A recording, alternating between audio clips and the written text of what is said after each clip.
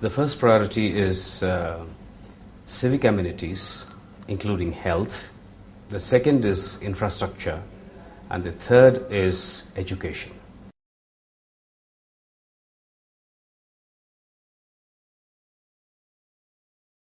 I understand that the role of a member of parliament is to lobby during the parliamentary sessions and represent the people of the constituency.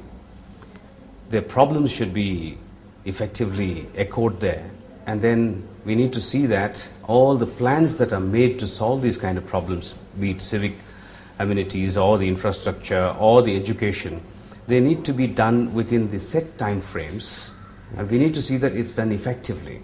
What's been happening is there are so many 5-year plans we've had, but most of them have run into 10 or 12 years. So by the time it's implemented, I think the problems have become a larger problem, and we need to really take corrective actions, and that's where we are failing.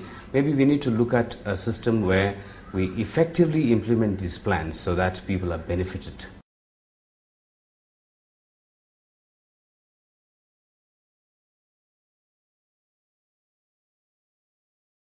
I feel the root cause of problems in our country after independence has been we have a lot of negativisms. It could be casteism, communalism, red tapeism, nepotism, regionalism, or vandalism. All kinds of negativisms have seeped in. It's a great north-south divide that exists. When South Indians go to North India, they call them Madrasis.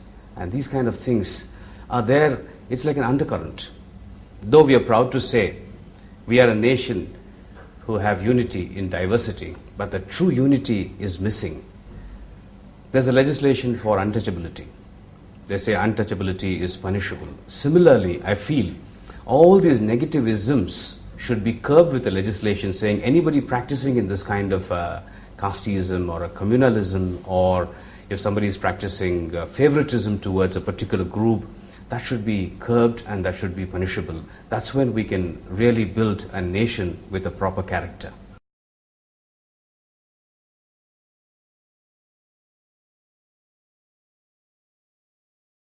Well, my public life contributions have been to this particular city.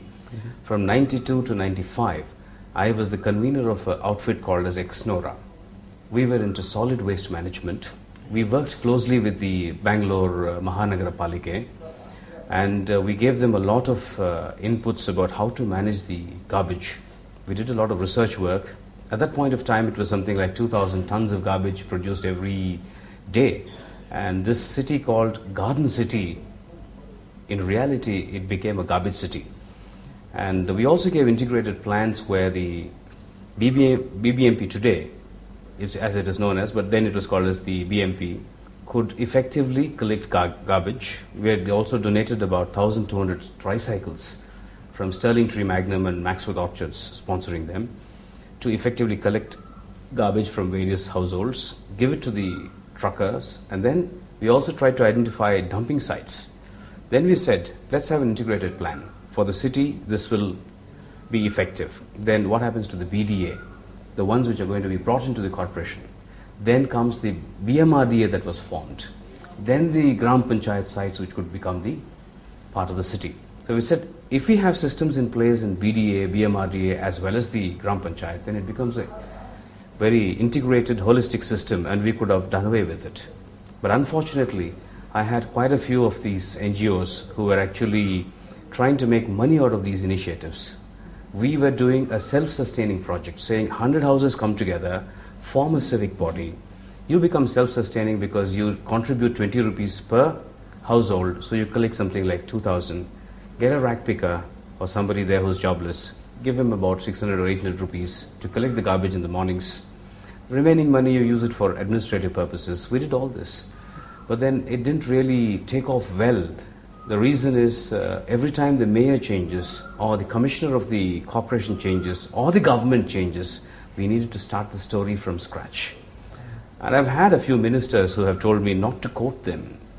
One evening, I remember very vividly, way back in 93 in Vidhan Saudha, he said, Janardhan, we know how to stop good work, but we don't know how to start good work. This is what you will face when you come to the power corridors in the state or anywhere else in this country too.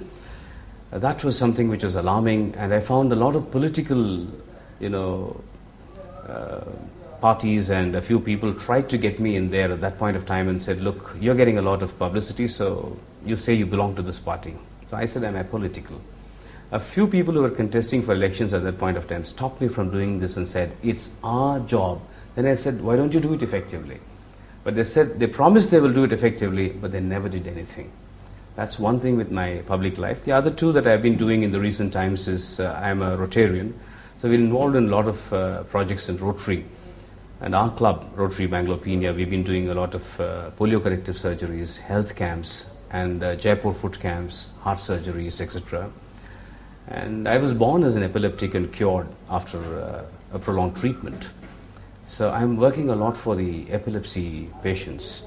Now, it's a social stigma. More than the medical condition, the social stigma is more dangerous. So I'm trying to bring people out of it and tell them, look, I'm a living example. I've got out of it and I'm leading a normal life. So you too can do that. These are my involvements with the social life.